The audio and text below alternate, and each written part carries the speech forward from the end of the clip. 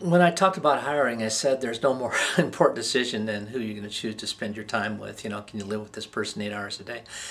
Well, I would say this is complicated in employment by the fact that there's something called a Menninger morale curve. Menningers are a very famous psychologist out of Kansas City. Anyway, what they pointed out is that almost everybody undergoes a crisis of morale just a short time after they're hired. People start jobs with real high enthusiasm, real high morale. They campaign for a job, they finally got this wonderful job, they just really want to be successful, and then what happens within a very short period of time, disillusionment sets in because there is no perfect job. How that is handled is going to have a major impact in regards to how successful the employee would be. And what you really want are long-term employees. You want people that don't have to be taught all the time. You want people who understand what the goals of the organization are, who come in and do what needs to be done, even if you're not there.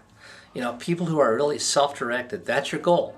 Now, what happens is then make sure you hire the right people. And when you're hiring people, then make sure they understand the good points of the job, the bad points of the job. Make sure they understand the pay scheme, because I've seen disagreement over a few cents destroy a complete relationship. Don't let that happen.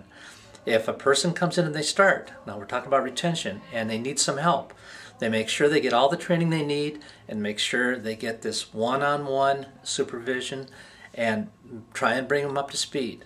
Because, again, what you're after are long-term relationships. You can't afford to have a constant turnover. It's expensive in terms of the hiring costs, the training time it takes. Your goal is to bring in good people and keep them long-term.